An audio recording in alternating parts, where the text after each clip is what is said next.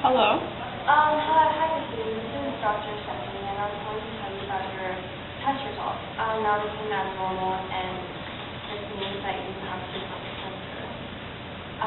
We're going to do some more tests, and you can come in for some more tests. So, yeah. Okay, thank you, doctor. You're welcome. Bye. Oh my God, I have cervical cancer.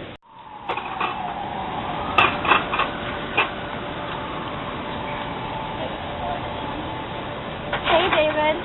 Hey. Wanna have sex? Yeah. No!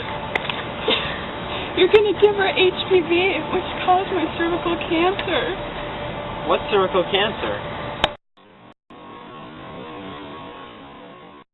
Today's topic is cervical cancer. Now, can anyone tell me what cervical cancer is?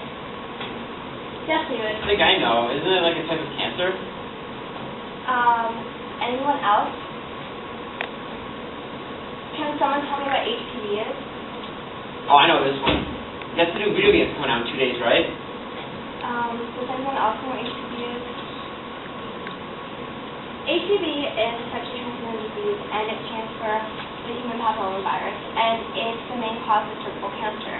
Now, most people with HPV don't develop any symptoms, but a small portion, about 10%, will develop symptoms, and some of those people who are women will even go on to develop cervical cancer.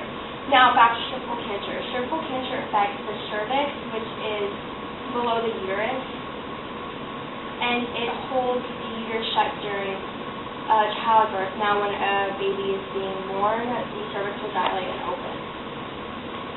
I have a question. Yes. Do I have this?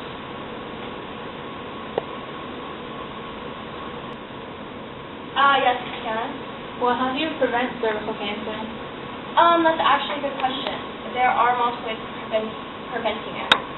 First, don't have sex. If you have sex, you could get HPV.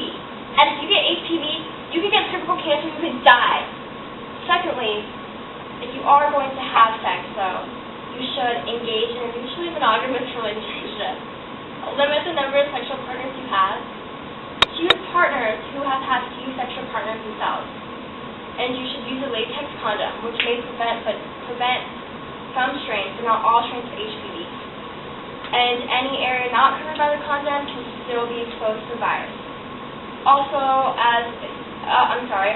women should get pap smears regularly to check for abnormalities, and both sexually active men and women should be screened for STDs.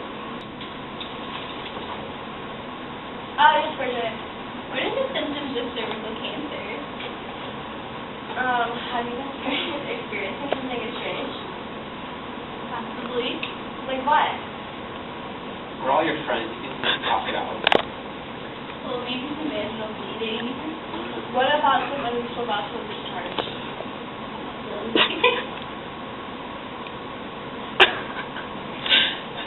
Have you been experiencing pain during sexual intercourse?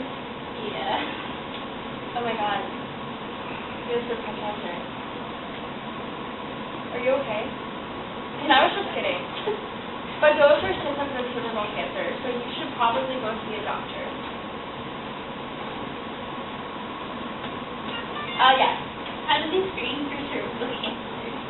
Well, first they'll check by doing a pap smear to see any abnormalities, and if they do have abnormal results, they'll proceed to a colposcopy, which helps them see the cervix better.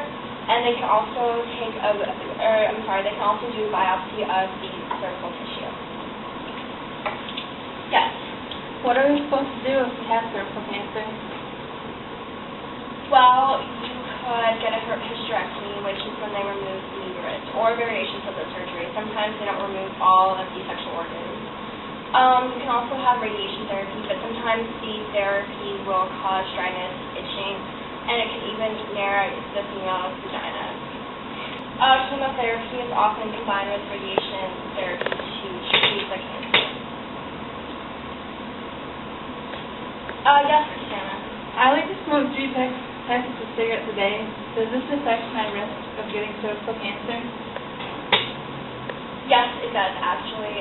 Smoking increases the incidence of cancer among those with HPV. Alright class, that's it for today. Congrats to me.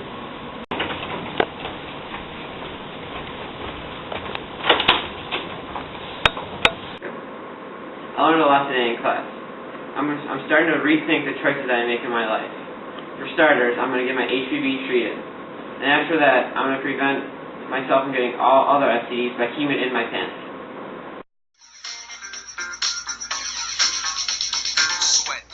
Sweat, baby, sexy.